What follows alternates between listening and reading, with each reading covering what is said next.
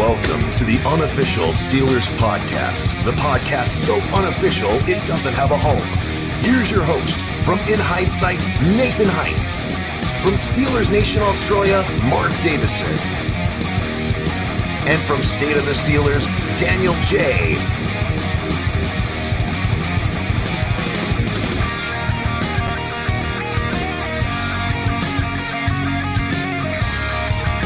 Here we go. What is up, Steeler Nation? It's your boy Daniel J.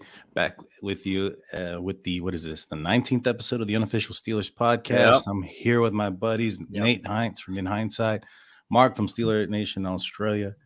Hope everybody's having a fantastic time in the live chat. I already see a lot of people going in. Hope everybody's having a fantastic day. How are you guys doing today? We'll start off with you, Mark. I'm doing good. I actually, in that intro, I was playing the YouTube as well, and I was like, what's going on? I had like two sounds. I had both from the StreamYard and from the YouTube, so I had like a double echo, double bass kind of style. Like, I still love that intro. I will say it until I fall over. I love it. Pumps me up. Oh, yeah, dude. It gets me going every time. How about you, Nathan? How you doing today? It's Christmas today. Oh no, we suck again. Yeah. Yes, we do. We do. Went out, did that, and just kind of enjoying the night, man. Enjoying the night. Shout out to you all back in the chat, guys. Daniel and I had a very successful live stream. It was Sunday. We had a very successful live stream Sunday because of all you guys tuning in and taking questions and conversing and donations and stuff like that. So good to see you guys in the chat.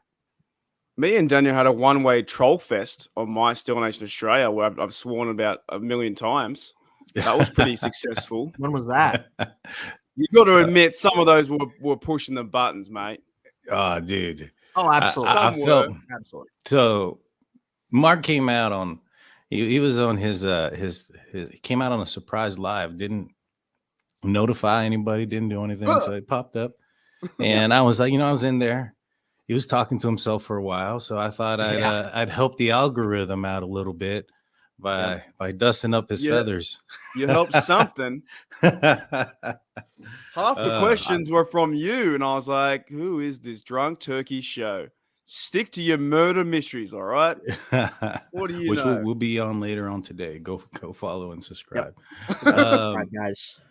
So the Pittsburgh Steelers fall to 3-7. Fall to the Cincinatti Bengals at home, 37-30, a game that, in the second half just fell to pieces. Now, I want to clear the air a little bit. A lot of people have been thinking or assuming that Daniel's pissed off a lot of people.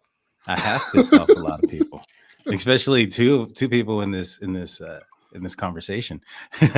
Yeah. I never said that KP8 was a bust. I never said that he was a guy that couldn't develop or whatnot. I just said I don't think his ceiling is very high, right? And so when it comes to this past game, I don't put this game on one person's shoulder as far as why the Steelers lost. This was on a collective of a bunch of things. Now, I think I'm the only guy in this conversation here who's not putting all the blame on one guy. I don't blame Matt Canada and solely Matt Canada. I'm not calling for his firing. I'm not calling for KP8's benching. What I'm saying is there are some serious concerns when it comes to the performance of Kenny Pickett going down the field. In my opinion, he lacks some arm strength talent there. And if the Steelers were to end up with a top 10 pick, that would mean one thing. That would mean that the struggles would continue to happen. If the Steelers were to end up winning 5 or 6 of the remaining games, they're probably picking at the top, 12, 13, somewhere around there. But if they're in the top 5 or 6, that means it continued to go very south. And when you look at the games that the Steelers are continuing to play, the talent that they're going up against isn't the same as what it started off with earlier this year.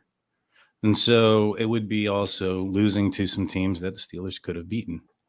And I think at that point, you really need to take a look at yourself and say, you have a first round quarterback, you have a first round running back, you have a first round receiver. The offensive line has had its issues, but they're getting better. And you're still picking in the top 10 with a defense like this. There's some problems there. And I think that it goes a little bit higher than the offensive coordinator. In my opinion, this falls directly on the coach. What are your thoughts on that? We'll start off with you, Mark. Well, it definitely falls on the coach. It falls on Tomlin for sure. I'm not saying that Tomlin should be fired, but I'm saying overall, I think you have to sweep something away. And the biggest common denominator, I think, for the failure is the Matt Canada offense. And it's been so frustrating to watch. As like 2 weeks ago versus Saints, I thought they played really well. The running game was working. The short passing game was working. Everything was going forward. And I thought he called a pretty good game. But he's so inconsistent. He's so inconsistently bad.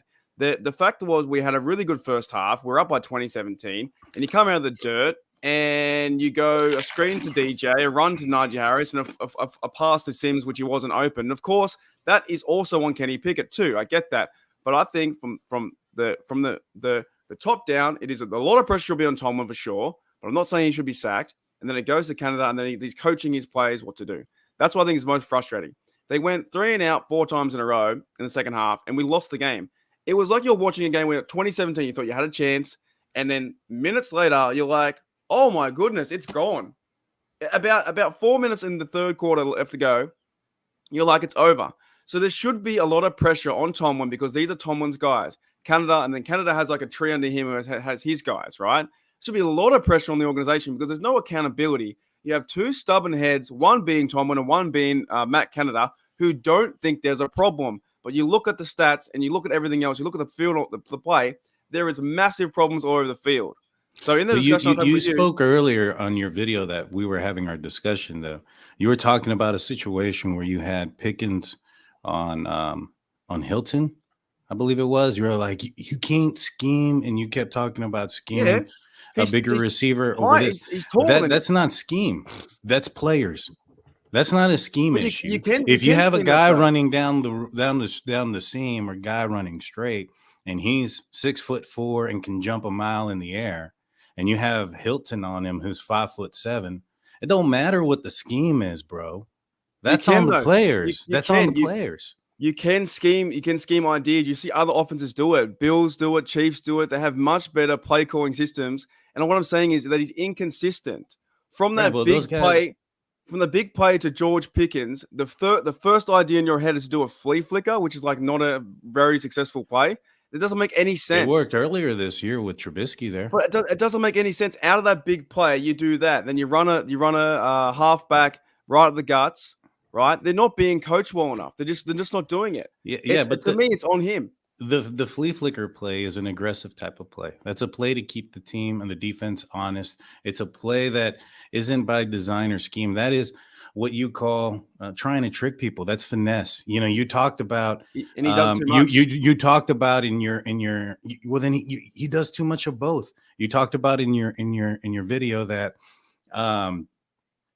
everybody knows what they're going to do. Everybody can predict what they're going to do. So they throw in a flea flicker, didn't say that, and it doesn't work. Right. But you brought up that point. Right. You brought up that point. Tony Romo said that. But that is part of your point. No, I understand that. But that was part of your point. You bring up that point that, hey, it's always the same thing. But then he switches it up. And just because the outcome isn't positive in that situation, we look at him as being the trashiest offensive coordinator. I don't think that's the thing. He's happy when he does a Claypool pass to Derek Watt. He can't run an offense. Let's be real.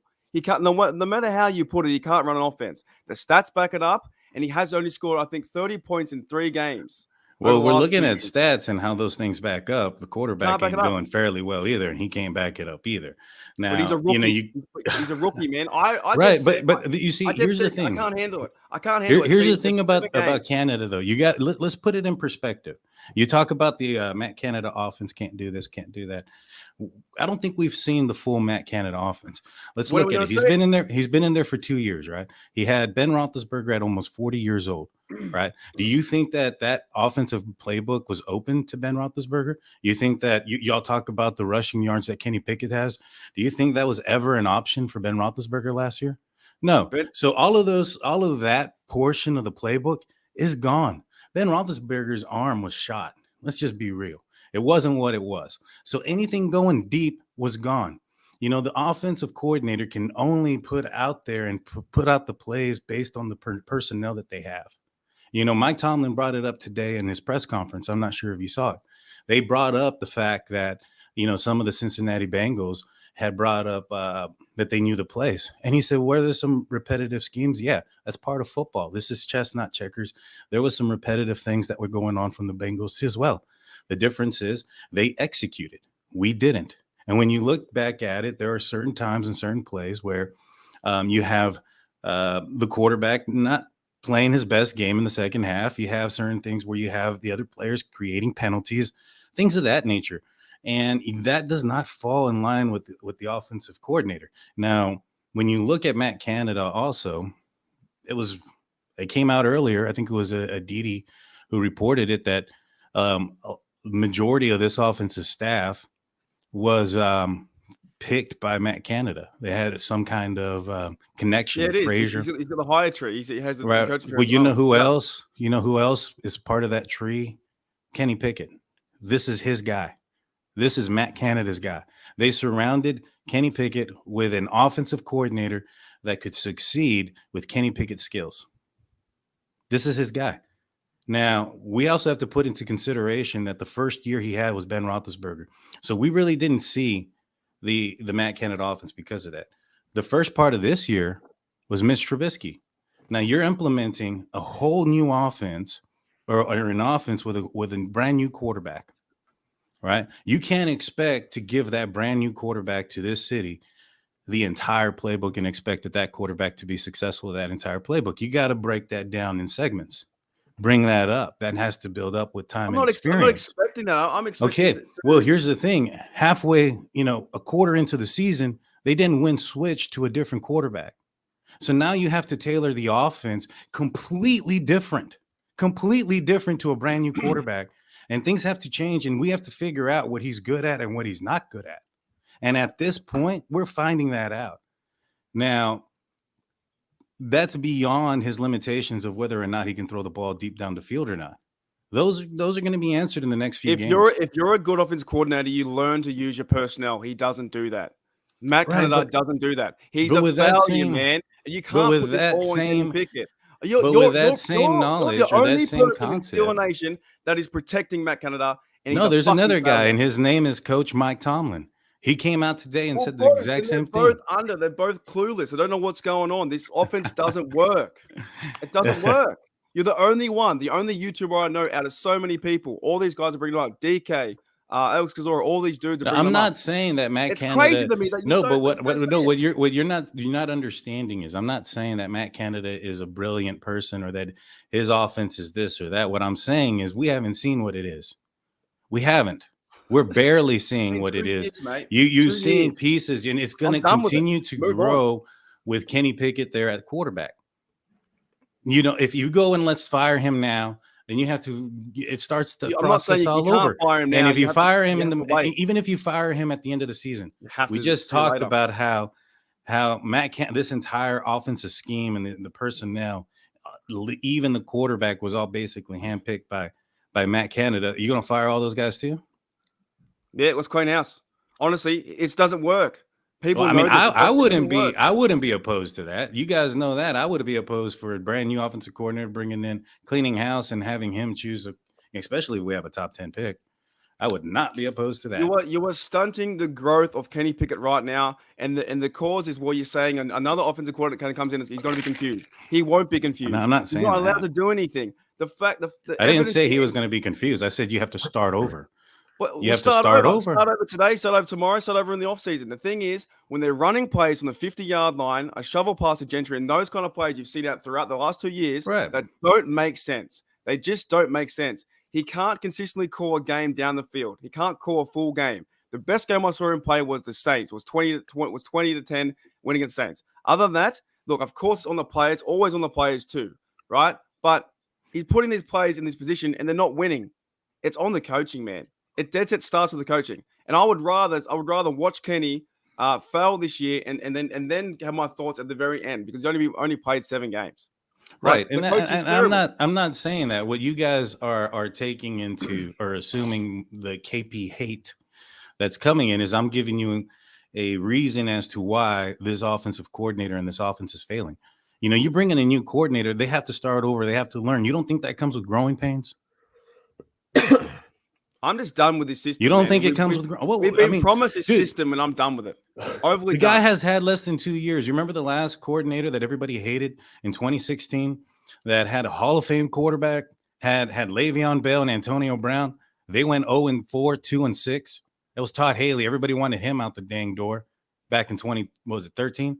What did he do? Not only did the offense finally turn around, not only did they finally get it and understand it, but that became one of the most prolific offenses in the 2010s. But it's not working now, is it? You can't tell me. Yeah, it didn't work then. You had to give it time then. It didn't work then. If we would have thrown Todd Haley out the door at that point, it wouldn't have worked then. As much as criticism you're giving Kenny Pickett saying he's not the guy, it's the exact same argument for me saying for Canada. You're going to be patient on Canada, and you won't be patient on Pickett. I didn't say I wasn't patient with Pickett. What I said was, let's watch Pickett. However, if we're in a top 5 situation, that means Pickett didn't do too well. That means Pickett still continued to struggle. That means Pickett continued to lose, continue to throw interceptions and not cross the end zone with the ball through the air. That's what that means. That's what that means. And I'm not saying it's all on Pickett. What I'm saying is, all right, the Steelers are looking at possibly getting a top, 3 picks in the top 40. All right, let's just say the Steelers don't address the quarterback position, and the Steelers continue to go down south, and they decide to get a cornerback. They decide to get a middle linebacker, some linemen, somebody's, whatever 3 you want to put. And then that makes this team somewhat 8-9, 9-8 for the next 8 years. Then when's the next opportunity that you're going to see yourself in a top 10 in a good quarterback draft where you can replace this potential whatever you might have at the end of the season? I would rather see them. But I'm not saying. But what I'm not saying there is that that's the case today. I'm not saying cut Kenny. I'm not saying he's a bust today. I'm not saying any of those things. I'm agreeing with you. Let's see what he has this entire year. I'm not calling for anybody's job. You are, mate. Half of Steelers Nation's calling for his job. Let's be honest. I mean, they could be, but the thing is, at the end of the day, They could be, but the thing is, I have been the one guy that has said many a times that patience is needed to be, there. And it comes with this offense as well. And I even said it about Kenny. Give him the entire year. Give him the entire year. I've not once said not to give him the entire year. Nathan's been patient. Let's see what Nathan says, because I'm telling you, half of Steelers Nation wants this guy gone yesterday. Can't argue with that. Dude, I'm sitting here and enjoying this, man. I mean, this is like a movie, bro. It doesn't make any sense. I'm enjoying it. I'm enjoying my time. This is the easiest podcast I've ever had to be a part of. So, oh man. Go ahead. Real quick. To this, Canada blame Ben's mobility, and he still sucks with Kenny. 2 things can be correct at the same time. Ben could be immobile, and Kenny can be not the quarterback of the future. Not saying he's not. Just saying that those 2 things can be true at the same time. Go ahead, Nathan. Sorry about that. Oh, man. I think, guys, I'm hearing you out on both sides here. And I feel like that's kind of what Daniel and I did on Sunday night, honestly. I think a lot of this really comes down to waiting and seeing. I really do. And it's something that we have to you kind of address at the end of the year. You address at the end of the year, and a lot of it, that's what this season was about. This season was a totally different year. And now, once the season's over, we can really kind of see where it is, what needs to change, what needs to go, what can stay.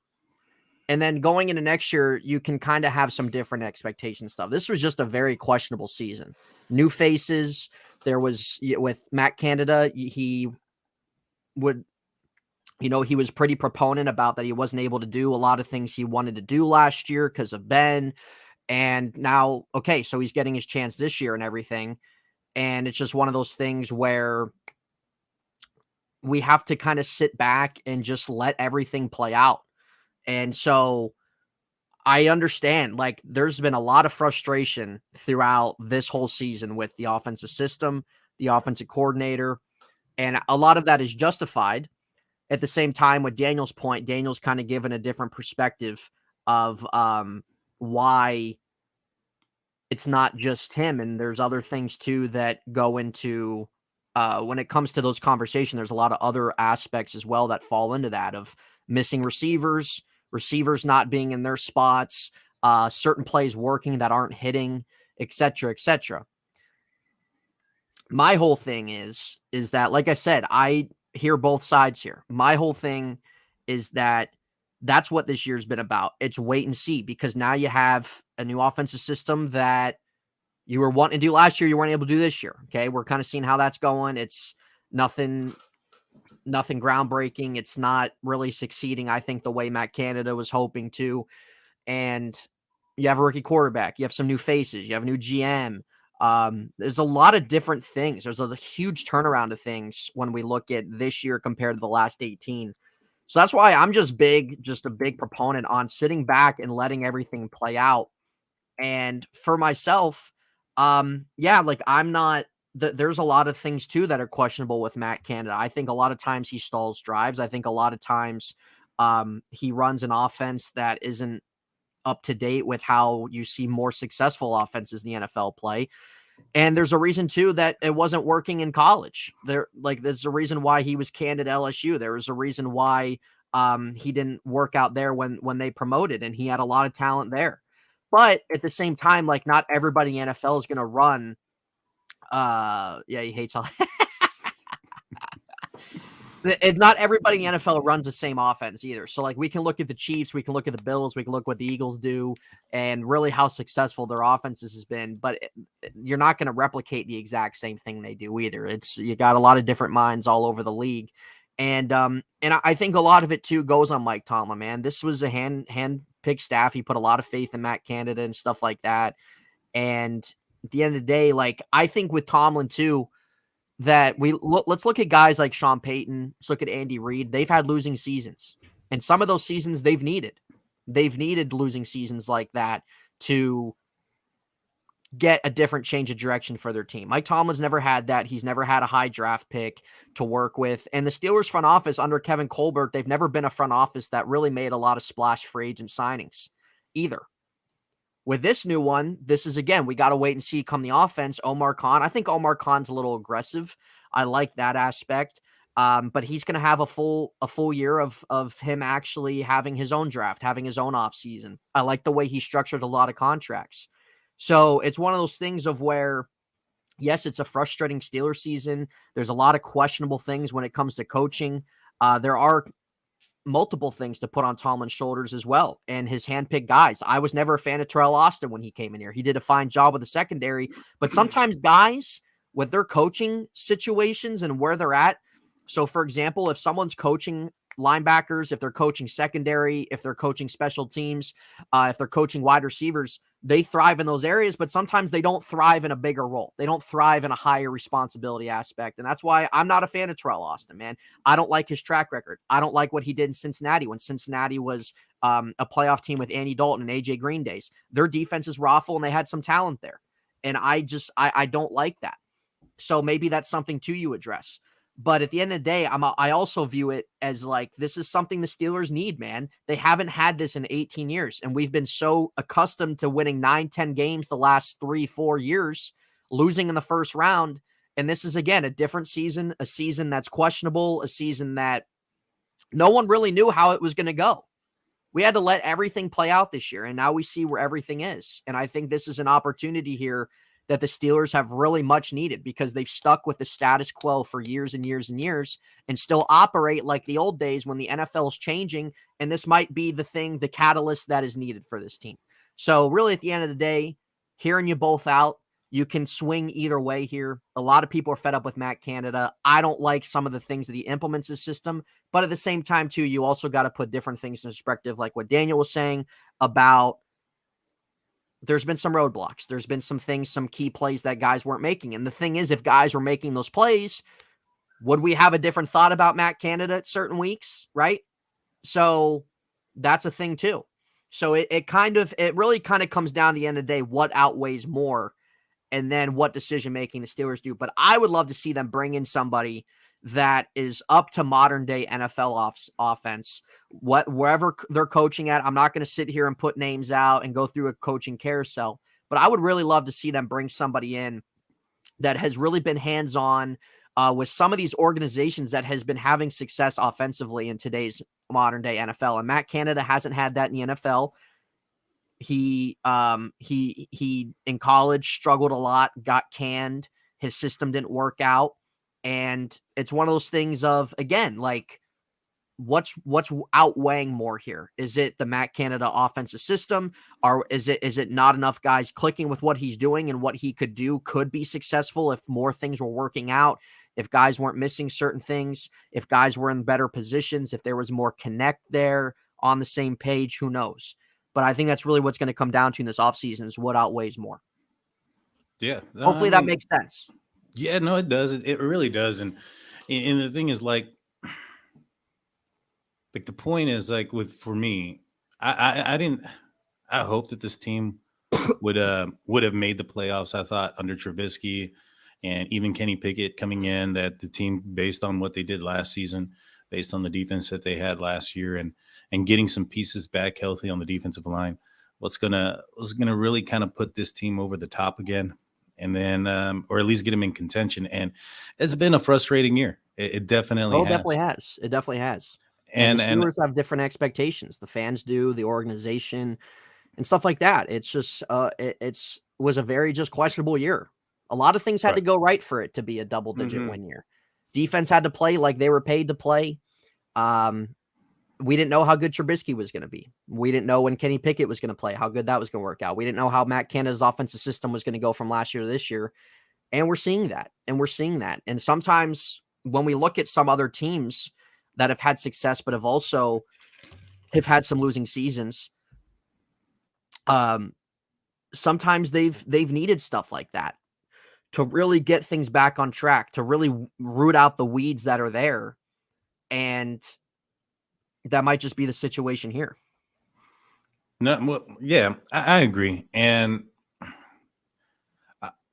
I'm just looking at this, the players that the Steelers have gotten in the, early in the draft, or the first pick of the draft. Yeah, and their drafts haven't been good. Have not been good. Kevin Colbert's drafts have not been good the last, outside of 2017 with TJ, Juju, James Conner, and guys like that. Their drafts have not been good. 2016 was god awful. Javon Hargrave was the only home run there. If we look at it, if we look at it right here, 2015 first pick was Bud Dupree. 2016 was Artie Burns. 2017 was TJ Watt. That was a great draft. I mean, that's first overall pick right there. Yeah. 2018 was Terrell Edmonds. Right. 2019 Devin Bush, which he came out good. The knee. He did. He had a great work. He did. He had a really promising rookie year, and he was having a good start to his second season until he tore his knee. And he just isn't the same player since then. And and so many people wanted Devin Bush, myself included. So then you have 2020. Their first pick was Chase Claypool in the second round. Jesus. That we can we got agree Minka on. Fitzpatrick that year too. We got Minka that year too. So well, we got him the year before, so and we knew what he was. I mean, there was a the Steelers knew what he was as an NFL player. Everybody thought they were going to take J.K. Dobbins that year, myself included. I thought J.K. Dobbins was going to be the guy they took over Chase Claypool.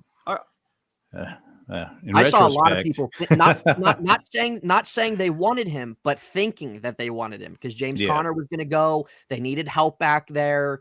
It's his running back in the second round, but they didn't do that. Right. Which he's been injury riddled too, but nonetheless. Right. Then you got Najee, and then you got Kenny Pickett rounding it off. So Najee's, I think he has the ability to be something great. You saw it last year. You see it this year here recently. Yep. Now, I think the Steelers did miss Jalen Warren once he went out with the hamstring Big injury. time.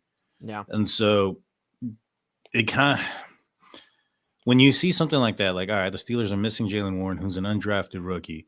You see the Steelers spending the first round grade capital on a running back. Do you feel that was ill spent there?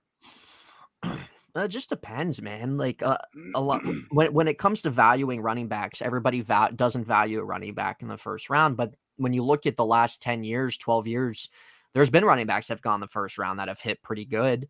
It was just a matter of like when the Steelers were picking that Najee Harris pick, there were guys on the board that people wanted that didn't even go till the second round.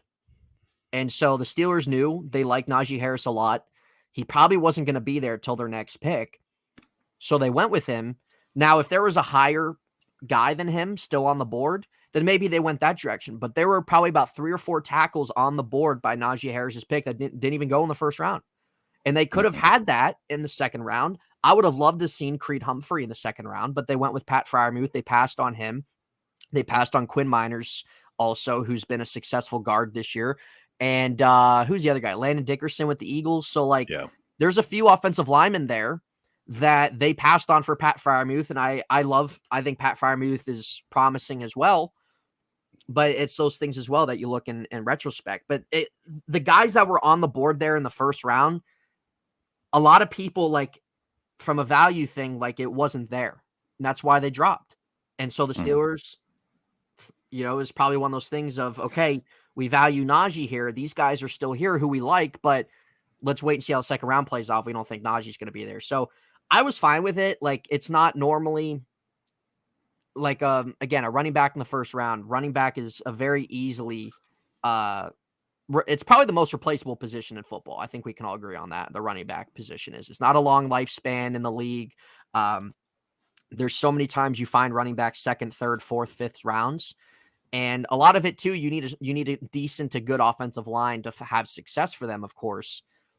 So I get it, like why people would have not have rather went Najee Harris, would have went offensive line. The Steelers also have failed in recent years to establish the offensive line in the draft because they have failed to do that. And that's on them. And that's why this offseason is pretty crucial, I think, to really strengthening that. Not that the offensive line's been dog pissed this year. It's better than people thought, but it's still not where it needs to be. And that's something they got to focus on this offseason. But I'm like you, Daniel, too. I like Najee Harris a lot. I think that he can be a really good running back in the league. And it's one of those things they have to really establish things. It's a very important offseason this year. I'll leave it at that. It is. It's an important offseason this year. And especially coming off a season like this, you got to hit. Because I don't think this team's that far from getting to where they want to be. I've said that. I don't think they are. They got good foundational pieces on defense. Offense, you still have to kind of let things wait and see. But in terms of talent, skill positions in certain different areas, that's what you want. But now it's a matter of executing things. It's a matter of getting your certain systems right, offensively, defensively.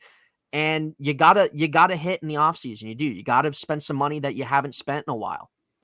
And that's what the Steelers haven't done either. And it's not saying they got to break the bank this offseason, but we know they're not a team. They're kind of more, they kind of let guys kind of fall in free agency, and then they kind of swoop in and get some guys, but they don't really spend money on game-changing type guys.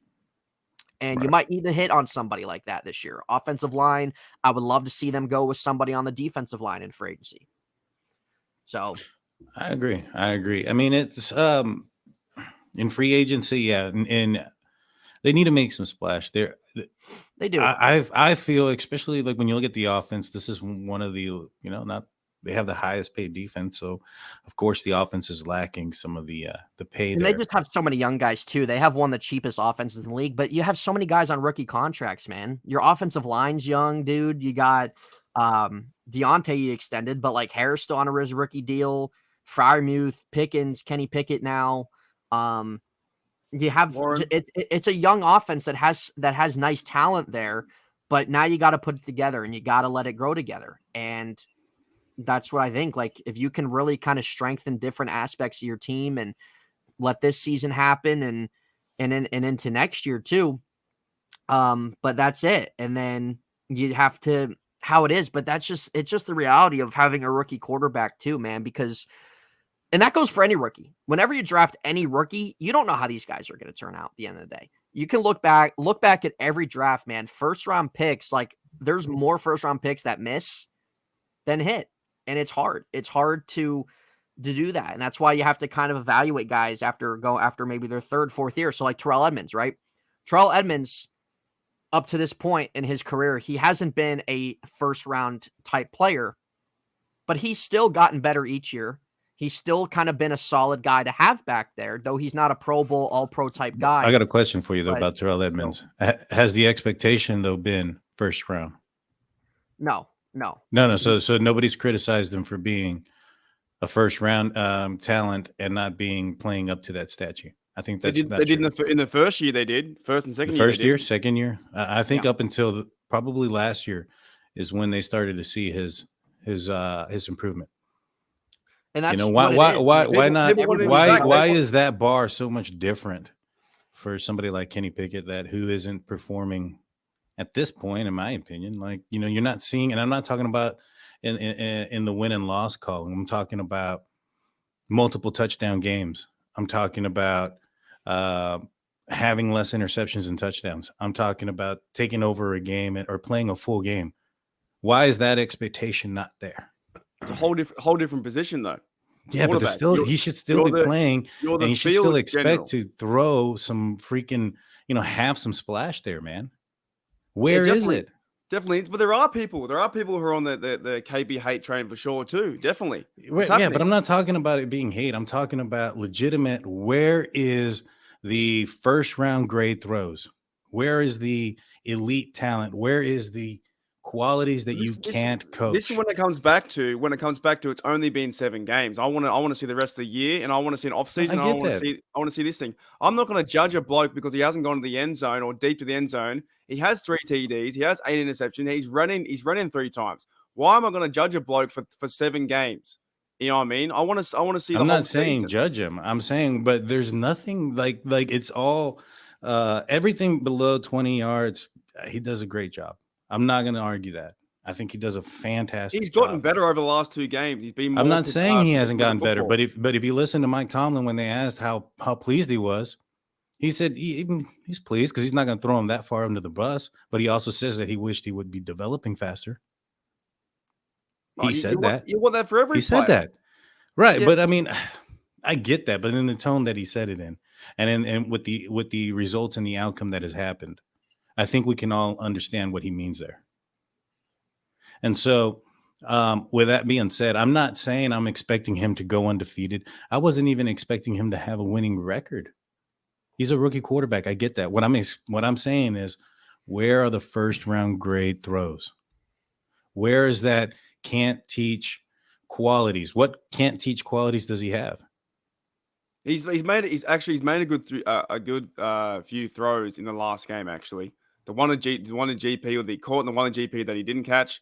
The one on the run to Muth. That's quite a few on the run to Muth. You can't just see all the negative side. The positive side, he's gotten better. And I'm not saying that there isn't any positive. I've talked about his positive. I think he throws the ball over the middle fairly well, especially under pressure. I think that's one of his,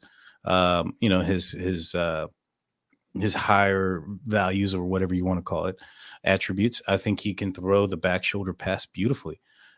What I'm concerned about is down the field. And when you're not throwing it down the field, then you shrink in the margin of error, right? You don't overcome things like drop passes, penalties, false starts, delay of games, holdings. Those become drive killers. And that's what we've seen up to this point. Moshi makes a good point. He was 11 for 15, I believe, 150 yards for when they blitzed. The stat out there on Twitter somewhere, I read it the other day. When they blitzed, he was excellent. When they didn't blitz, it was a bad time in the second half. But the defense adjusted too. The Bengals defense adjusted, and the Matt Canada offense didn't adjust. I still think there's a high percentage reason why Kenny is struggling is because his offense doesn't fit around him. But this offense was tailor-made for him. You're talking from the quarterback, the offensive coordinator to I mean, this guy,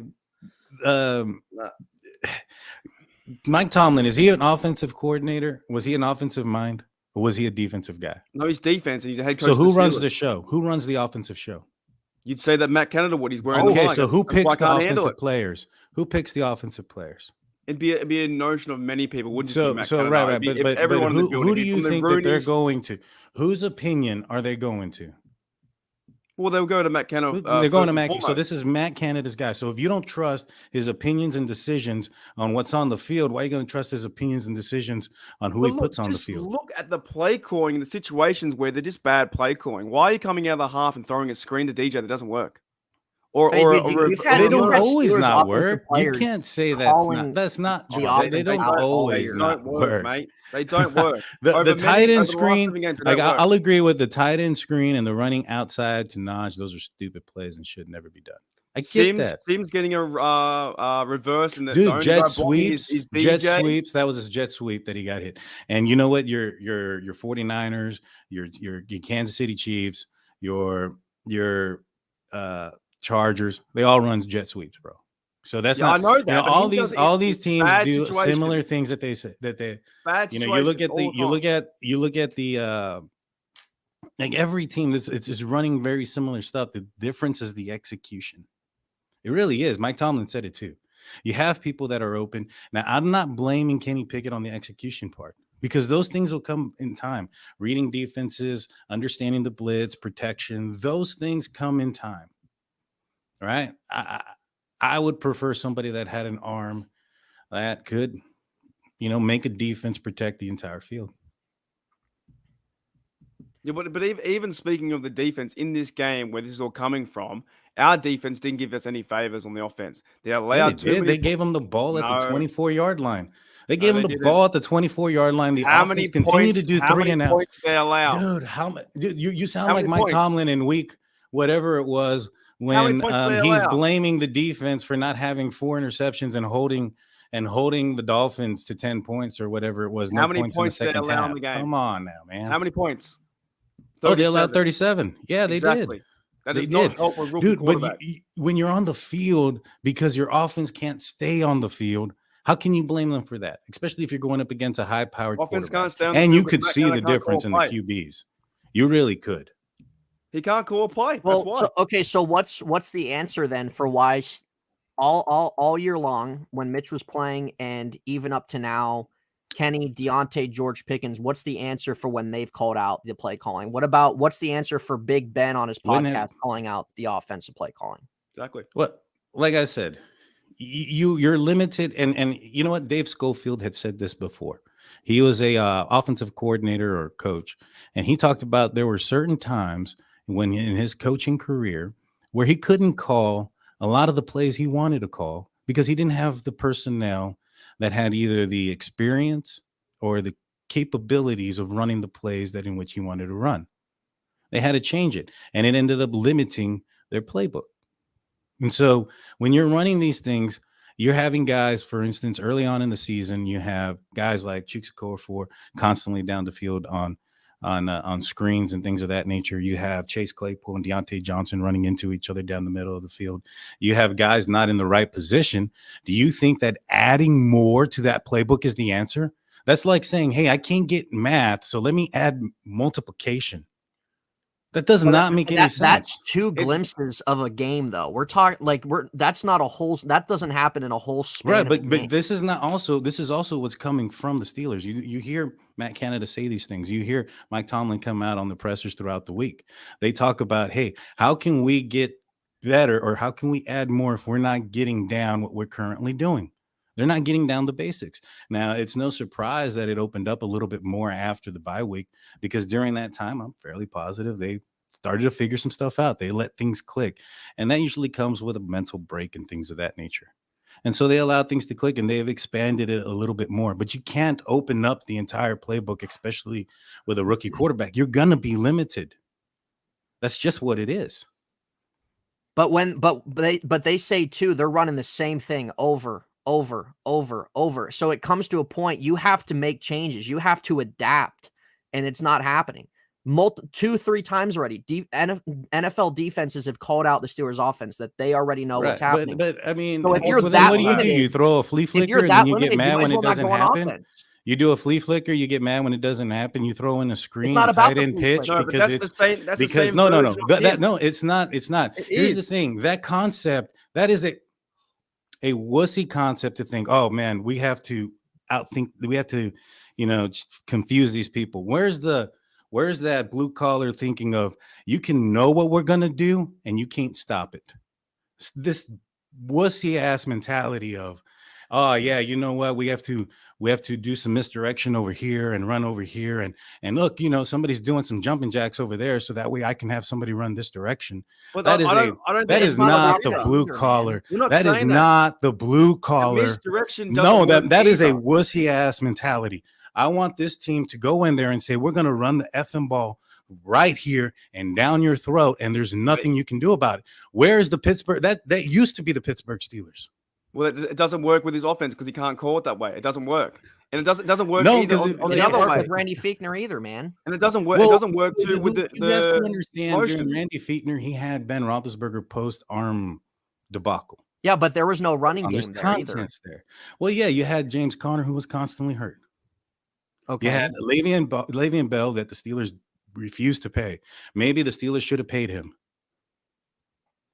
Things could have ended up a hell of a lot different if they did that. The point is that Matt can't call a game around his personnel. That's what it is. That's what it is to me. He can't do it. He's averaging 17 points a game this year. That is not good enough, no matter what. And you can't throw it all on Kenny. You can't throw it. I'm not throwing it all on Kennedy. That's the thing. You guys keep saying that I'm throwing it all on Kenny, and I'm throwing it all on everybody. You have the offensive line that has penalties. You have a rookie quarterback. You have a running back who had a foot injury the entire year, who, for the most part, who's finally getting healthy and finally not trying to do a shake and bake. You have a receiver who continually on big third down plays and weighty downs have the occasional case of the drops. You had Chase Claypool, who they got rid of. Like, there's a lot of problems here. It's not just on Matt Canada. Yep. It's not just on Kenny Pickett. And that's what I keep trying to defend myself, is I'm not saying it's just on Kenny Pickett. I agree with that. But to me, it starts with MC, dead set. But that's not who it starts. It starts off with Mike Tomlin. Well, it goes with Mike Tomlin, then MC, and then that's where it is. Those two are the fun. Like I said to you the other day, I did a poll and over 120 people had. I said 80%. I think people that, see it, man. But Matt Canada, all he does is call the plays.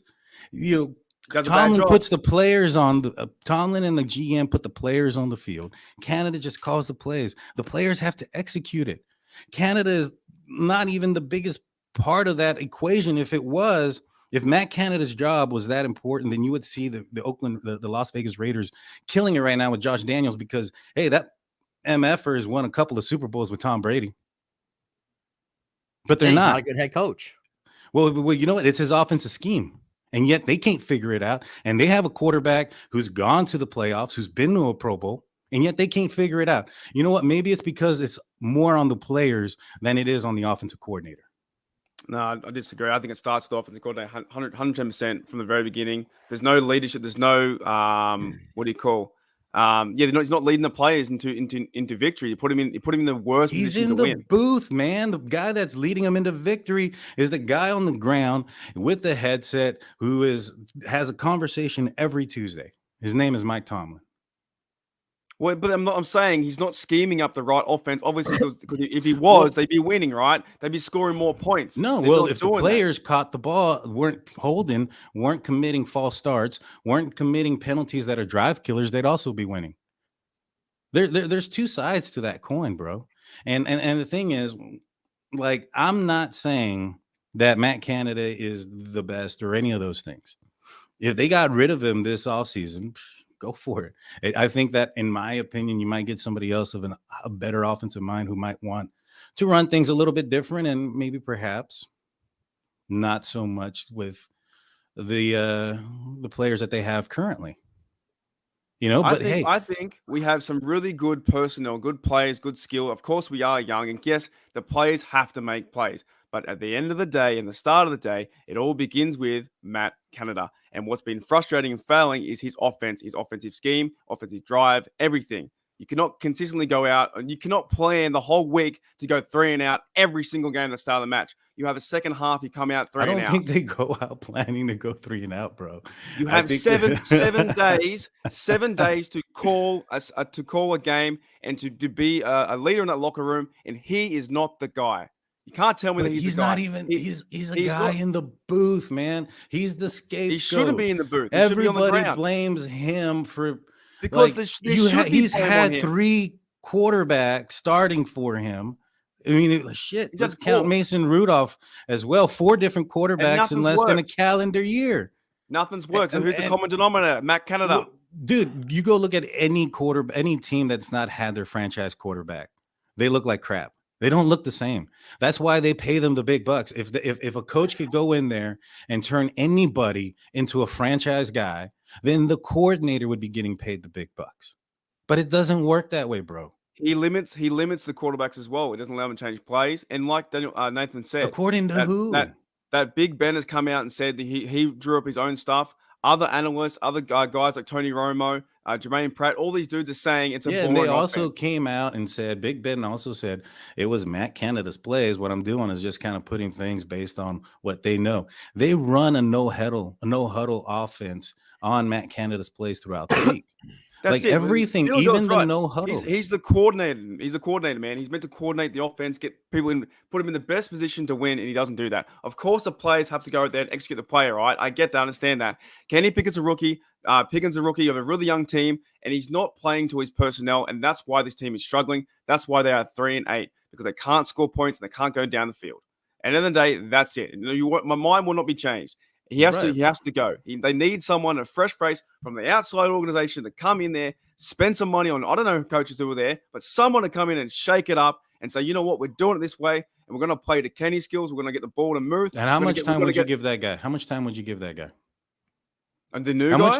How much time would you give a new OC? I'd probably say 1 or 2 years, but we've already seen what we've seen with Canada.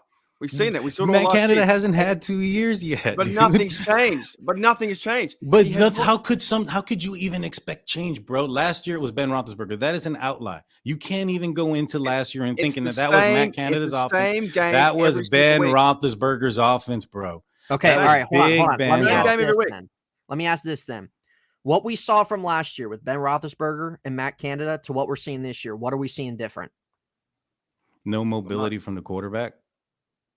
And you're also seeing a better execution in the fourth quarter and when things happen in tight moments last year versus this year.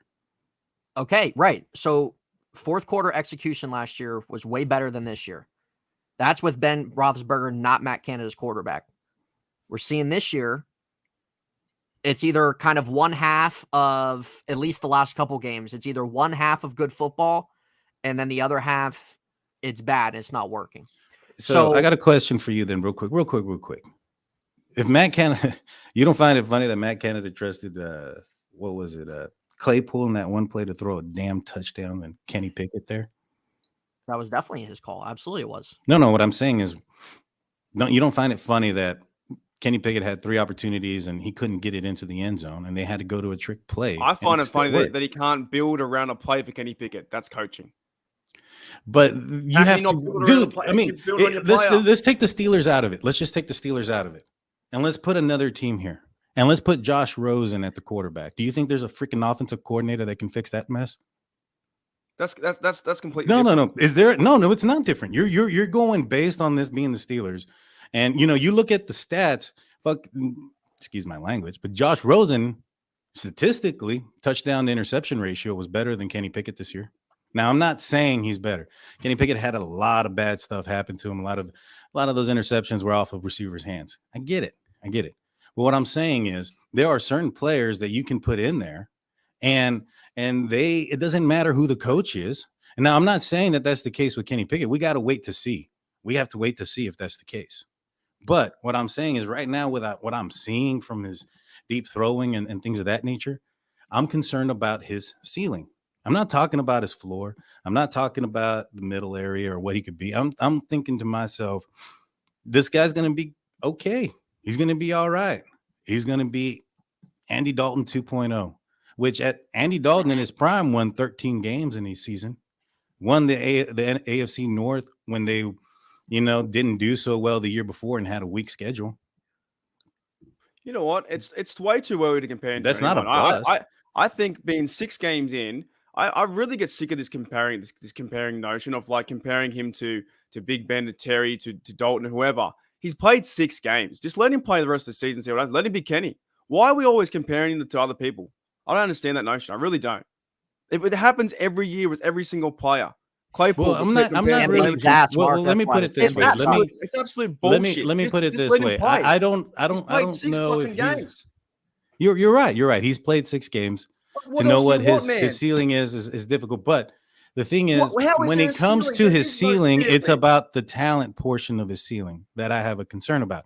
I don't think he's going to get any stronger. I don't think he's going to get any taller. I don't think he's going to get any bigger. I don't think that he's going to get those things that, like I talked to you guys before, those can't teach things. If you had, for instance, Josh Allen, who struggled early, but yet he could throw a mile down the field. I would take that right now. That struggle that he had, knowing that, hey, there's some upside here. Here, I find it hard to see that he's going to get any stronger, bigger, and things of that nature. I don't see those things happening at his age. I just don't. If going back to Matt Canada here, what we've seen all year between Trubisky and Kenny Pickett, there's no threat on offense. There's zero threat on this team's offense. There's no threat of getting the ball down the field when you have guys that can make those plays. And that's what with last year. I have not seen much difference from last year to this year in terms of offense. Still low scoring, not much of a deep threat.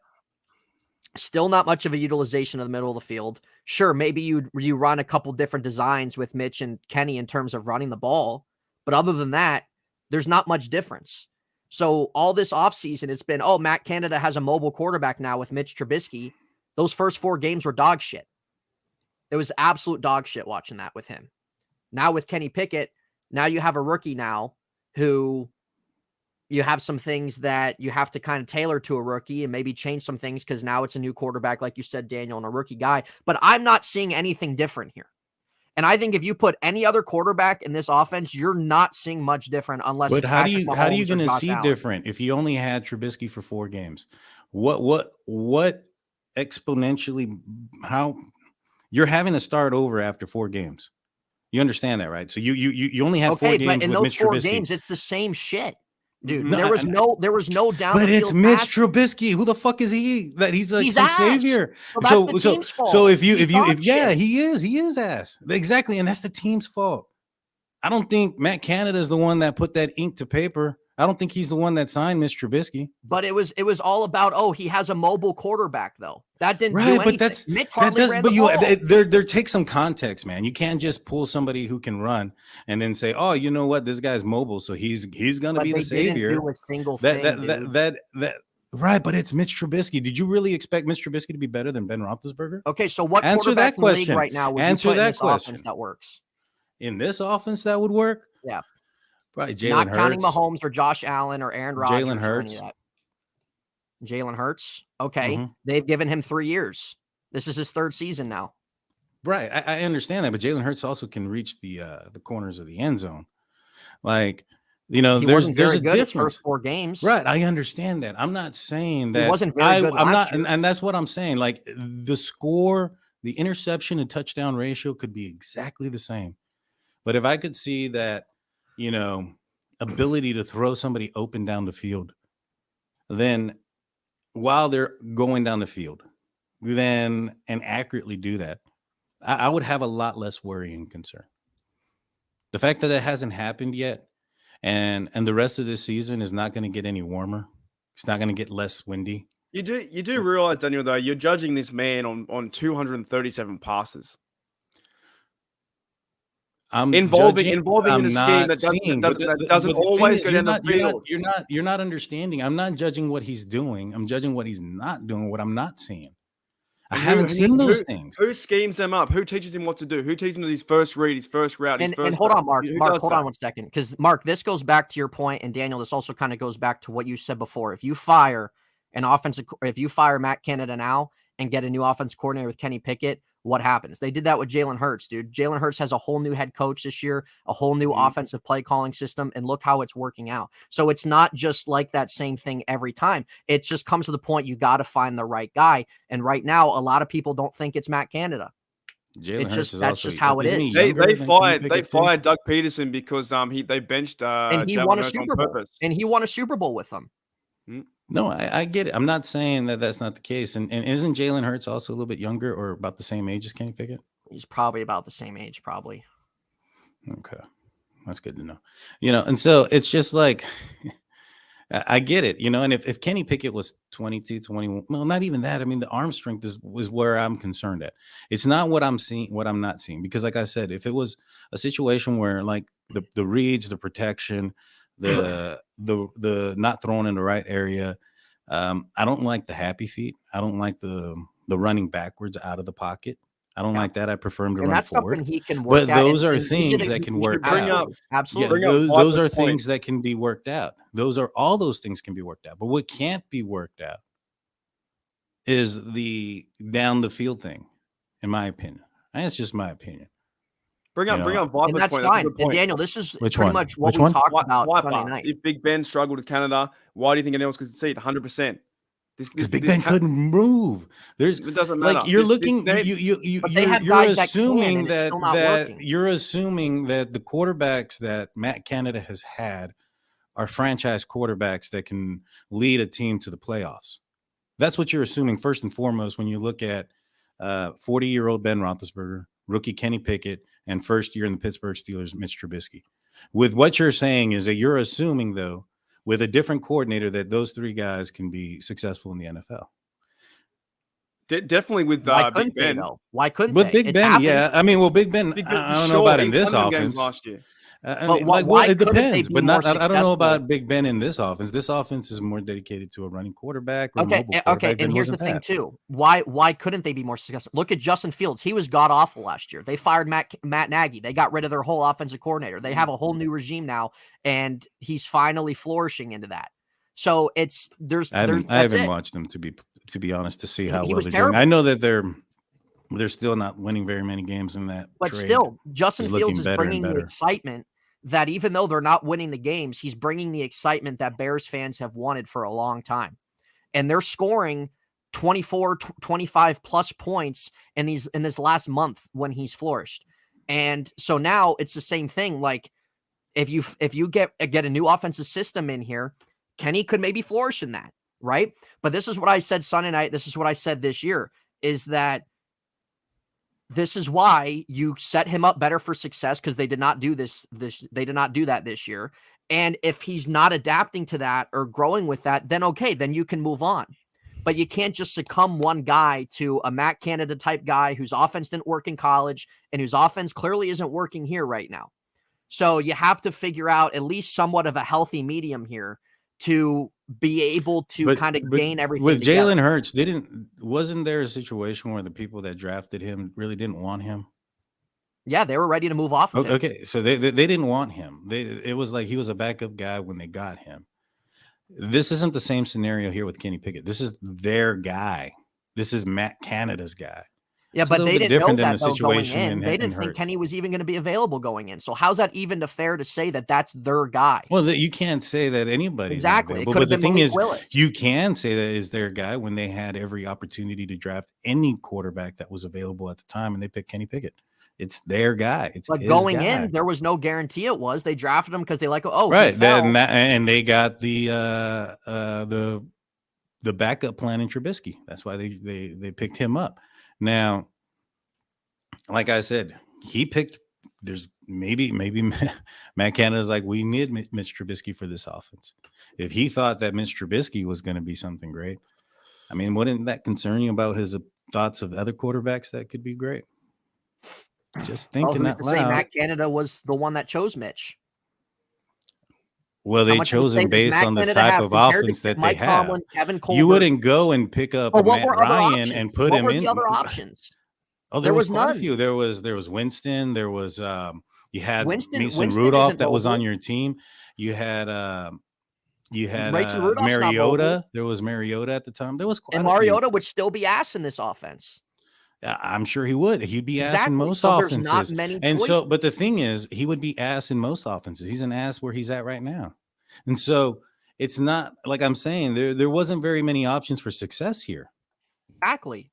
So and what so does, why what does are the you fan base want blaming this the year? offensive coordinator when you have so many issues out there Okay, at this so what does position? the You don't fan have base a want this franchise year? guy. What does the fan base want this year if there were no options? Well, if the coaches did what the fan base wanted, they'd be sitting with them. Okay, so you've never what heard does that that saying? mean? Like if the coach does what the fans want, he'll be sitting with them. But I'm not asking what about the coach. I'm asking what did this fan base want going into this year with the quarterback obviously they situation? wanted Kenny Pickett. Everybody wanted Kenny Pickett. Okay. I wanted to see what he had. And like I said, I have been saying this all year. This is not something that is brought up just here recently or after week 5. And Tyrod Taylor's just 2. as much of a waste of time. I talked about this since the preseason. There is one particular pass, and I want to see him do consistently and accurately, and it's down the field, and I hadn't seen it since preseason. I had brought it up to both of you guys. We didn't see it with Mitch. Since then, Mitch Trubisky had a beautiful ball down the sideline to Deontay Johnson. Oh, that's one pass. Kenny's had a couple good ones. Right. No, and I get it. What's I the get it. difference? But I'm They not didn't saying throw the that ball Mitch down the field with Trubisky was. Mitch. I'm not saying that Mitch Trubisky should be the quarterback here either. I'm not saying that. I'm either. not saying. I'm not saying that Mitch is is a guy that should have been the quarterback. I thought that never should have been. I thought that was a trash decision by the Pittsburgh Steelers. But that's my thing, Daniel, is that you're saying you want to see these things from Kenny more, right? In terms of down the field, they didn't have Mitch Trubisky throw it down the field either. So what's that's the what problem you're assuming. You're assuming they. I watched every every game. How's that assumption? Because so when you see. If you see guys like George Pickens, you see guys like Deontay Johnson who are visibly frustrated down the field because they're wide open and their quarterback decided not to throw it. Do you think that they would be that upset had they known that they're not going to get the ball anyways because they're handcuffed? No, they're upset because they made a play. They're open and the quarterback either couldn't, wouldn't, or unable to get the ball to him. And that goes for Mitch and Kenny Pickett for this year. Both of them had receivers down the field and receivers have been upset about it. It's clear as day. Okay. We can watch those things. So the last 2 why years, would there they hasn't get been any upset? downfield Why play. would they get upset if they knew they were just a freaking decoy? Well, that's why would they why would they get mad? Why would they get mad? No, you have to look at it for what it is. You have players that are upset that they're not getting the ball. They were calling this out all year. You had George Pickens, like you can see it in their faces, the frustration, all those things. They were frustrated at their, in the direction, the argument that happened between Deontay Johnson and Mitch Trubisky in the locker room. That wasn't an argument between Deontay Johnson and Matt Canada. That was an argument between the receiver and the quarterback, probably because the quarterback's not giving him the ball down the field in the appropriate amount of times. If he had a problem with it being because of the scheme or the design, I'm sure that argument would not have been with Mitch Trubisky. So, and you are right. That is exactly what happened there. And Kenny has missed guys as well down the field.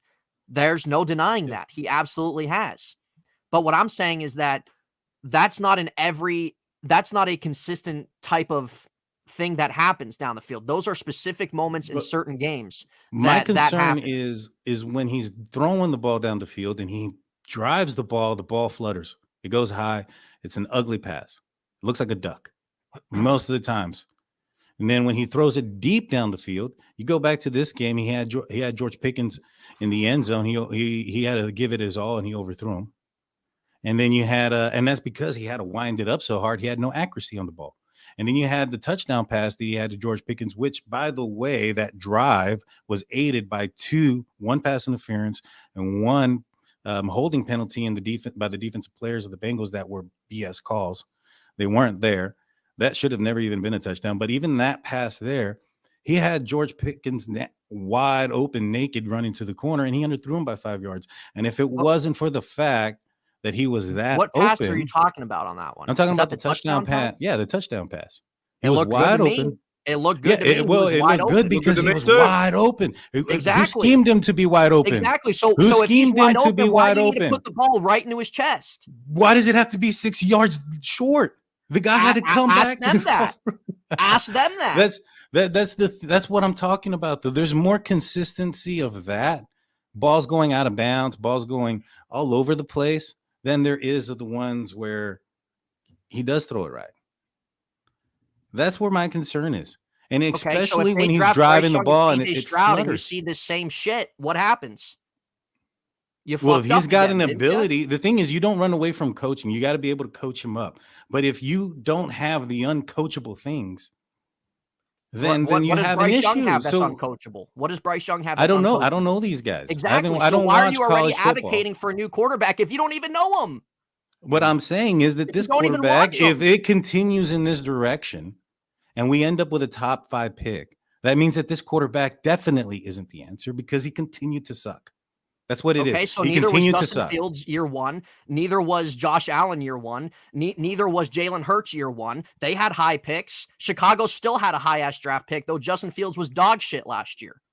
And you know what? Baker Mayfield was drafted. I think they probably should have, changed that opinion. Sam Darnold probably. Do you think that those guys don't reconsider their decision to draft another quarterback the following year? You're looking at Josh Rosen. You don't think that those guys wouldn't have thought, hey, let's keep him and not do what we did with his situation? There are tons of more quarterbacks that are out there. There are tons of more quarterbacks out there that didn't work out that I'm sure that there's a lot of teams that looking back in hindsight would say, man, maybe we should have got rid of that guy after year 1. To me, fellas, it's way too early. It's way too early. It's 6 games. This is what I've been saying, Mark, the whole time, bro. You have to wait, and what we you gotta let it play out. Exactly, and the common right. And I'm not saying not to. What I'm saying is, if you're in the top 5, if you're in the top 5, if you're in the top 5, that means he continued to blow balls, right? If he turns it around, and he starts to play well, and the Pittsburgh Steelers win 5 of the next 7 games. Speculating something that hasn't happened. No, what I'm saying. Hold on. Let's see what happens. Right. I'm not saying. I'm not disagreeing with that. I'm not disagreeing with that. What I am saying is if the Steelers end up in a top 5 pick, that means that they didn't do so well down the line against some teams that aren't that great. What if the offense? What if Kenny does? You see good things, but the defense is still dog shit, and they still finish with a top 5 pick. So what do you do there? If it's just on Kenny Pickett, if they finish with a top 5 pick, it's just on Kenny Pickett. Then, according to you, what happens if he does the thing is, I don't see that if you give this defense you give this defense opportunity to play a meaningful game in the right direction. Look at the Saints game where they weren't on the field for 40 minutes. You look at some of these. Game? You look at a bunch. Yeah, the last game they were on the field for how long? But this is the same thing. But that's not the thing. Defense. The defense sucks, dude. It's terrible. I'm not saying that the defense doesn't suck, but the thing is, the defense has sucked majority of the year. Kenny's been playing from behind more than half his games. You have players on the defense that have proven things before in the past that will give you the idea that while they get healthy, especially TJ Watt, that he's going to get healthier, he's going to play better. Or do you think that he's going to continue at this stagnant pace that he's been at, and which isn't very stagnant? Their offense blows ass. But their offense put 27 points up this week. Or something like that. Does it matter? The Steelers are 3-7. Yeah, them putting up points on a team. You're talking about how bad their defense is. Well, this team, if their defense was so poor, then the Saints would have done the same shit too. Right? But here's the thing. You had Minkah Fitzpatrick coming off of an appendectomy. You have TJ Watt coming off of a pectoral issue. That is barely his second game. These guys are going to get healthier. They're going to get better. This defense is going to get to the point where we know that they're going to be. Majority of this year, you've had injuries from Leal to Larry O, TJ Watt, Minkah Fitzpatrick, the entire secondary. And so does every other team. Right. But the thing is, those guys are getting better. Those guys are getting healthier. And those guys, you can look at that situation and say, they're going to be okay. We've seen what they've been able to do. We've seen TJ Watt's sack record. We've seen what Minka Fitzpatrick can do in the backfield. We've seen all those things. We haven't seen anything from this freaking offense yet to say that they're going to change it around. We haven't seen a damn thing from this offense to say they're going to turn it around. We haven't seen shit all year either from them. And yeah, but this is not. Everybody's been healthy other than T.J. Watt throughout all those stretches of playing against good offense. Yes, it is. That is not true. Yes, it is. Miles Jack hasn't been healthy. He's been dealing with an ankle and a knee for the entire year. Miles Jack played those games, bro. He didn't play against the Saints. I'm not talking about the Saints, the Bills, the Eagles, the other team that they've not Tampa Bay. I'm not saying that those teams that the defense hasn't played bad. I'm not saying that the team. Well, that's a huge piece. You know, if that's like fucking saying that if Ben Roethlisberger wasn't there, would you have expect the offense to be the same in Ben's prime if Ben wasn't there? Hell no. It's a big ass piece. Well, you can't do that with the same thing on the defense. Huh? The defense still has guys, though. Just because TJ Watt's gone, you still have Minka. You still have Cam Hayward, who hasn't been good this year. You still have other guys. Cam Hayward, yeah. No, I get that. Cam Hayward's he's older and things of that nature. I'm not saying that that's not true. But when you look at the schedule that's remaining, you're not going up against powerhouses. You're not going up against the Bills. You're not going up against those things. You're going up against teams that this defense should do well against. And so if this team struggles, and this is just my opinion. Like I said, you know what? There is an opportunity that the Steelers end up in the top 10 and this defense completely, goes array. And I get that. I'm not looking for the 10% chance of something crazy happening. I'm looking at the probability. And the probability is that this defense is going to get better because they're going to get healthier. I'll believe it when I see it, man. And that's what I'm saying. And if the probability is that, and the probability, and if the Steelers end up somewhere low, then the Steelers need to, in my opinion, at least consider that option. Now, if they don't and they go somewhere else, then I think you're putting a lot of, if it doesn't work, you're just wasting the remaining portion of TJ, Minka. But there's nothing you can do about that, man. They don't have. I'm not saying that there isn't anything that we could do. What I'm saying is just like. Yeah, it sucks. It does. But that's just the reality of it. Right. But you end up in an opportunity where you can fix it. You're in and the thing is, like I said, if you end up, and the Steelers probably know this more than us, as far as what they have, as far as the players that they have on the field. We'll just, like I said, you got to wait and see. But that's what I've been saying all year. But Steelers fans, what I'm saying is, I'm not saying that. But all I'm thinking about, what I'm doing is just thinking to myself is like, I like to think ahead. I like to play chess, not checkers. I like 3 or 4 moves ahead.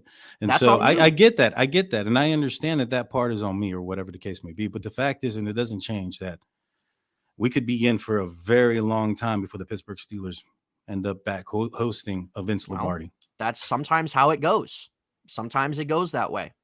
And I don't think that, because we've been mediocre for the last 5 years. I guess it's time to accept it, right? And that's why I've been saying that this is the season they probably need, because it hasn't happened in a long ass time.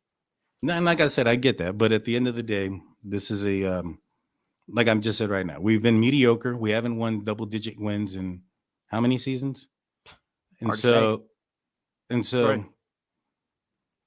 Oh yeah, we had that one year we went 11-0. Yeah. Outside of I don't that understand the hate for that season anyway, because like they won quite, like there was at least a few games they won pretty handily against teams. So I never really understood the hate on that one. And to answer this one last question before I let everybody go, because I do have another show to run into. What quarterback would I want in the draft, Daniel? What do you think a franchise quarterback? Well, you haven't watched either of them, and you said that. I will say this. I watched the quarterbacks that came out on this draft, and I didn't think there was a franchise guy coming in. Okay. I'll say that. I haven't looked at the quarterbacks here. If I look at the quarterbacks that are coming into this draft and I see their plays, because I didn't look at just highlights. I looked at certain games, and I looked at a lot of games from Kenny Pickett once the draft passed. I was very concerned going into this season. I didn't understand. I was concerned if they would have went quarterback, period. I'm not talking about just Kenny Pickett or if there was a quarterback. And Daniel, that's fine, man. Like honestly, bro, like it's fine having your concerns about Kenny Pickett. It absolutely is, with the deep ball, with how the ball is, with the touch on the pass, all that stuff like that. But I said this on our show too. Kenny was never in this draft as projected as an elite guy. And I even knew too, going to the draft, when they drafted him, I'm not expecting him to be, and it was one of those things. Let's wait and see. And who knows what he can flourish into. But into this draft, it was one of those things of he wasn't a high-end prospect either going into the first round. And it was one of those things like, okay, he can be a good above average guy, but yeah, nobody expected him to be an elite prospect, but that's what I said too. Who knows? Maybe he can. Sometimes that helps with coaching. Sometimes it helps with what you set your guy up for success. And I said that I think the Steelers were the best place for him for that. And I've said that, okay, give it time. If it doesn't work out, you move on. But Steeler fans want this crap right away. And if they don't have it next year, then that's it. But that's many teams, it takes some Steeler freaking fans, time. That might be true, but don't put me in that category because I'm not saying that I want victory now or I want wins that's now. why I said Steeler fans. What I am saying is right. But you bring that up and you're talking about our conversation.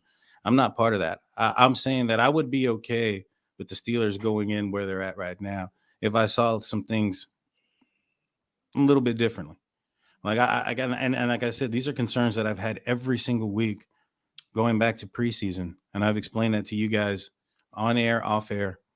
I haven't seen this throw, not consistently. And then when he did do it, what did I tell you guys? There it is. There's the throw. And it was the Deontay Johnson throw last week against the Saints.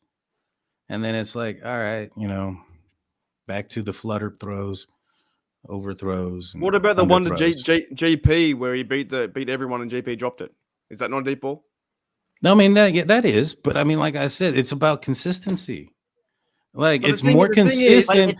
Is it more consistent that it's off? It'd be one thing if it was at least 50-50, but it's more consistent off. If it was 50-50 and I said, all right, you know what? He's got some potential. He's throwing it down the field. Every now and then, it's not there. Or, you know what? He threw it there, but that was a bad freaking choice. The safety was over the top and intercepted it. I would be okay with that. But he's thrown it. But that's not what it is. That's not what the problems are. What it is time. He's thrown it 265 times. How many times is the offense coordinating it to go down the field? How many times he's going down there? Several. There's several times he's thrown that there. There are several times that their receivers going down the field. In fact, even Mitch Trubisky had more throws down the field than anybody else. If you made look at the stats at the end, it would make sense to me. At the end of the year, after a full body of work or 10 games work or whatever it is, it makes sense to me, right? Not now. Not throwing the ball 265 times. Doesn't make any sense. No sense. I mean, dude, the guy has 3 touchdowns to 8 interceptions.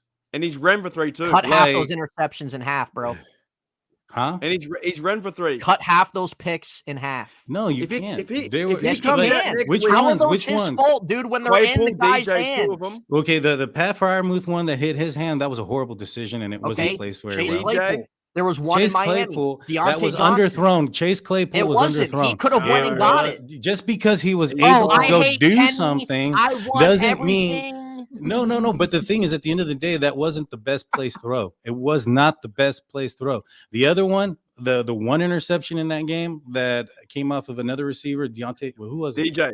DJ. That one, 100% on the receiver. That's 3 and 5. 100% on the receiver. So that's one of the 3 that you say to cut those in half. To me, this argument is too early. No. You should wait until the end because if he comes out versus the Colts, I've been saying, Mark. I'm not saying that you're wrong, but I'm not saying that you're wrong. I'm just saying. And plays 2 TDs against the Colts, 2 TDs against the Colts, then he's 5-8 and has a better chance.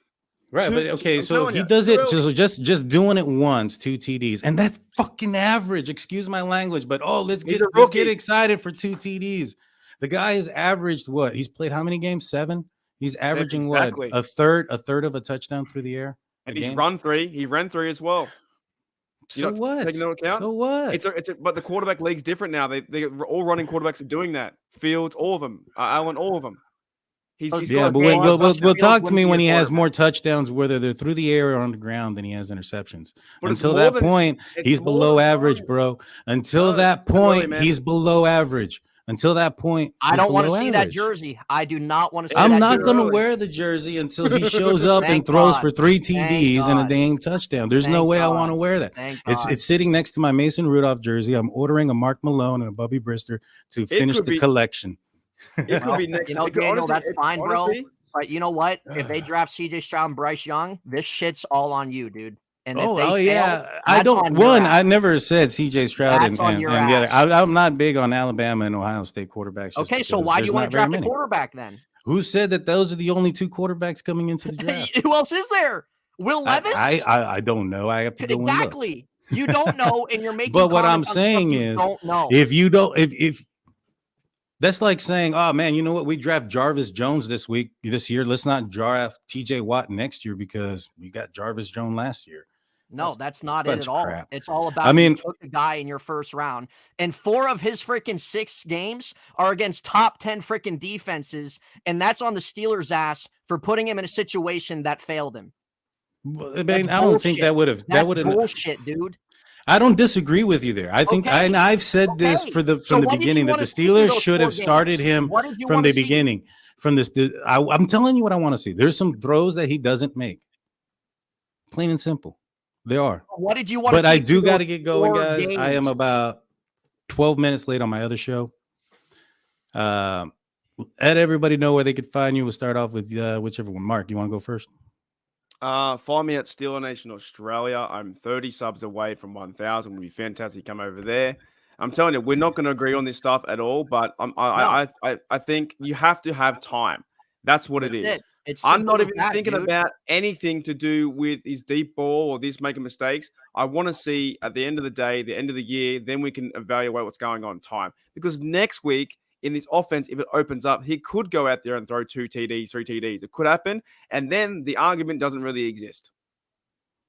That's it. Maybe. This is what I've been advocating, guys. I've been advocating. There's nothing wrong with having your concerns. And that's why I never invalidate what Daniel says. Never. He's completely in the right and fine to have his certain concerns about how 100%. Kenny Pickett's playing right now. 100%. I'm just an advocate about giving it time, letting it play out, and not jumping to conclusions right away, jumping the gun. Well, you got to put all the other things into perspective at the same time. I wish you guys would give the same respect to the same, to the folks on this team, whether they're coaching or players. Got to give them time. This is also the offensive coordinator's 7th game with his QB. Nah, I ain't giving him time. I'm done. I'm done with him, honestly. Half of Steel Nation's done with him. Yeah, half of Steel Nation's done with him. And I'm not saying that they're not. I wouldn't be opposed to him leaving at the end of the season either. I just think that if you take him out, you're taking a lot of the offensive stuff. Daniel, I'm gonna send you, bro. I'm gonna send you Matt Canada's little hat that he wears with the thing under the chin. And then you can come on the show wearing it. Like I said, I never once said Matt Canada was a genius. I'm just saying. No, you did not. And I've said too, Daniel, through this show that I completely am in the same boat in the sense of what you have said in terms of like different perspectives on those things rather than just hammering home, oh, it's just simply this guy and stuff like that. Obviously, we have different perspectives. At the end of the day, this stuff's never personal. At the end of the day, it's all good conversation. Sure. We're on the same side. We're all Steeler fans. We want to see the team grow, succeed, get back to where it needs to be as quick as possible. But we all have to kind of put different things in perspective. That's how this year is. It's how it is. Nobody knew how this year was going to go. One more point. Losing. I talked to my mate overseas, Gridiron Blitz or Derek, who I run the syndicate with. He's a Lions guy. He's been used to losing all his life, right? The Pittsburgh Steelers have not had losing. The fans haven't had losing in a long time. Exactly. Therefore, these discussions come up where the blame is shifting around everywhere. We don't know what to do. We're all freaking out. We have absolutely no idea what to do because our team is in shambles. And it goes from all counts. Like the defense sucks, right? And they're paid so much money. They still suck. You can't give away 37 points in your house with 7 wearing your color rush, getting all hyped up. Coach Tomlin is very stagnant right now. And the offense is very poor as well. The whole thing kind of sucks. It's going for a rebuilding, retooling, transitional year, and it sucks. And this is why it does create a big debate with Claude says, right? And we won't agree on that. And that's fantastic. We can't agree. I do see your point saying, Daniel, he hasn't got the power. He's overthrowing, sure. He misread Muth or Gentry in a triple coverage. He's overthrowing Pickens. He's overthrowing these guys. But I'm still waiting for the time to see, because next week he might be able to get it together. In the last 2 games, by small increments, he's gotten better. Right? Yeah. No, I agree. And like I said, yes, it's not the misthrows. It's not the misreads. It's not the misprotections that bother me. Those things with time can be taught and coached. It's the things if we were winning, none of this would be said. It would be fine. I said that last night, that a lot of this stuff wouldn't be fucking 7 and whatever, or 8-2 or whatever. We'd be fucking fine, but we're not, because we're losing. Yep. And yeah, winning does cure a lot. And we'll see. Hopefully, the Steelers can turn it around. I'm saying go for a stretch. What else you got to lose now? You got to win every single game to win to get there. Nothing to lose. You've nothing to lose. But with that being said, it's Coach Tomlin versus Jeff Saturday, versing on a Monday. Come on, man. Mike Tomlin losing to Jeff Saturday? Yeah. Oh, dude, that would be horrible. That'll be horrible. It might. Well, and I appreciate. By the way, enjoy Lamar Jackson leaving the Ravens next year and them having title. So you enjoy that. You enjoy that. With that being said, guys, on that note, go Steelers. We're all Steeler fans here at the end of the day. We want our team to have the best opportunity to win. Whether it's with, our opinions of how they accomplish that goal may be different, but at the end of the day, the goal is still the same. So with that being said, I'm Daniel J. This is the Unofficial Steelers Podcast. Peace. Welcome to the Unofficial Steelers Podcast, the podcast so unofficial it doesn't have a home. Here's your host, from In Hindsight, Nathan Heintz. From Steelers Nation Australia, Mark Davidson. And from State of the Steelers, Daniel J.